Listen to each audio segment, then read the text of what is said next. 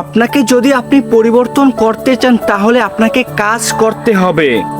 যদি আপনি কাজ করেন তাহলেই আপনি আপনাকে পরিবর্তন করতে পারবেন। যদি আপনি বসে বসে অলসভাবে সময় কাটিয়ে দেন, কখনো আপনাকে আপনি পরিবর্তন করতে পারবেন না। আপনার অলসভাবে আপনার সময় কেটে যাবে। যদি আপনি কাজ করেন, যদি আপনি পরিশ্রম করেন, তাহলে ওই কাজ, ওই পরিশ্রমে কিছু একটা ফল আপনি পাবেন। ওই ফলেই আপনার জীবনটা পরিবর্তন হয়ে যাবে। দেখেন, কিছু মানুষ আপনার জীবন থেকে চলে গেছে, কিছু মানুষ আপনাকে ছেড়ে দিয়েছে, কিছু মানুষ আপনার সাথে খারাপ ব্যবহার করেছে, কিছু মানুষ আপনার সঙ্গে বিশ্বাসঘাতকতা করেছে। আপনার মনটা ভিতর থেকে ভেঙে গেছে, আপনি অসহায় হয়ে গেছেন, আপনি ভেঙে পড়েছেন।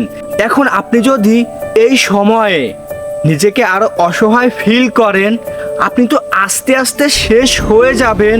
আপনি মুঠোফোন হাতে নিয়ে রিলস দেখে সময় কাটিয়ে দিচ্ছেন, একটা রুমের ভিতরে বসে, একটা নিরিবিলি জায়গায় বসে।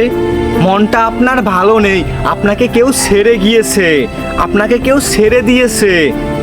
মানুষ আপনার সঙ্গে খারাপ ব্যবহার করেছে, মানুষ আপনার সঙ্গে বিশ্বাসঘাতকতা করেছে, আপনার সঙ্গে বেইমানি করেছে। এখন আপনি যদি এটা নিয়ে টেনশন করেন, আপনি তো আস্তে আস্তে শেষ হয়ে যাবেন।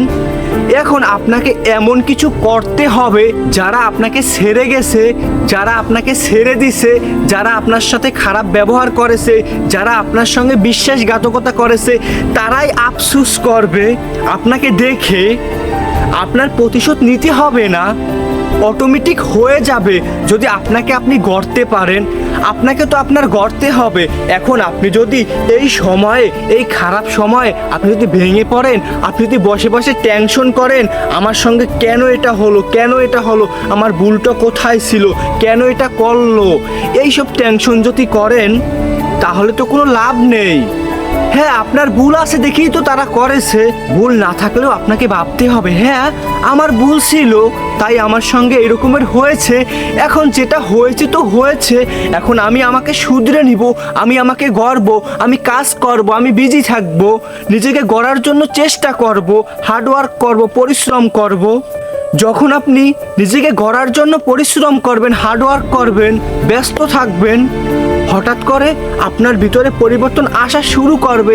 যখন আপনি ধামাকাভাবে পরিবর্তন হয়ে যাবেন, যেটা করবেন ওখান থেকে সাকসেস হয়ে যাবেন। এখন যে আপনাকে ছেড়ে গেল, যে আপনাকে ছেড়ে দিল, যে আপনাকে অপমান করলো, যে আপনাকে অবহেলা করলো, যে আপনার সাথে বিশ্বাসঘাতকতা করলো, তারাই আপনাকে দেখে আফসোস করবে। আফসোস করানোটা সব থেকে বড়ই প্রতিশোধ।